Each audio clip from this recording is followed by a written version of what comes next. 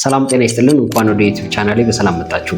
ኢዮብ አለሙ ነኝ። ዛሬ ደግሞ የምንመለከተው የመጽሐፍ ቅዱስ ክፍል መግቢያ አንደኛ ቆሮንቶስ እንዲሁም ደግሞ ሁለተኛ ቆሮንቶስን ሲሆን ከኢትዮጵያ የመጽሐፍ ቅዱስ ማህበር መጽሐፍ ቅዱስ ላይ ነው መግቢያው የተወሰደው። እናም እስከ መጨረሻው ድረስ አብራችሁ እንደምትቆዩ ተስፋ አደርጋለሁ።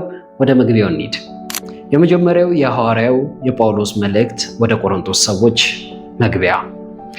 ጳውሎስ ለቆሮንቶስ ሰዎች የጻፈላቸው የመጀመሪያው መልእክት የተጻፈው ጳውሎስ በቆሮንቶስ በአቋቋመው ቤተክርስቲያን ውስጥ የክርስትናን ሕይወትና እምነት በሚመለከት ተነስቶ ስለነበረው ችግር መፍትሄ ለማስገኘት በማሰብ ነው።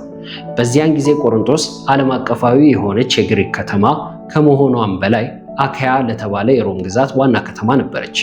ይቺ ከተማ ታላቅ በሆነ የንግድ እንቅስቃሴ፣ በደረጀ ባህል፣ እጅግ በመስፋፋት ላይ በነበረ ስድነት ወይም የሞራል ውድቀትና በሃይማኖቶች ብዛት የታወቀች ነበረች። ሐዋርያው በተለይ ያተኮረው በቤተ ክርስቲያኒቱ ውስጥ ስለነበረው መከፋፈልና የስድነት ሕይወት እንዲሁም ስለ ፍትወተ ሥጋና ስለ ጋብቻ፣ ስለ ሕሊና ጥያቄዎች፣ ስለ ቤተ ክርስቲያን ስርዓት፣ ስለ መንፈስ ቅዱስ ስጦታዎችና ስለ ትንሣኤ ነበረ።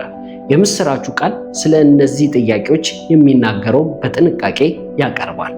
ፍቅር እግዚአብሔር ለሕዝቡ ከሰጣቸው ስጦታዎች የበለጠ መሆኑን የሚገልጠው ምዕራፍ 13 ከዚህ መጽሐፍ እጅግ ታዋቂ የሆነ ክፍል እንደሆነ ይገመታል። እናም የአንደኛ ቆሮንቶስ መልእክትን ስንመለከት ቃሉን ደግሞ እግዚአብሔር እንዲገልጥልን በመጸለይ ማንበብ ማጥናት ይሁንልን። ወደ ሁለተኛ ቆሮንቶስ መግቢያ እንቀጥል። የሁለተኛው የሐዋርያው የጳውሎስ መልእክት ወደ ቆሮንቶስ ሰዎች መግቢያ። ጳውሎስ ለቆሮንቶስ ሰዎች የጻፈላቸው ሁለተኛው መልእክት የተጻፈው ጳውሎስ በቆሮንቶስ ከነበረችው ቤተክርስቲያን ጋር የነበረው ግንኙነት እጅግ አስቸጋሪ በሆነበት ጊዜ ነው።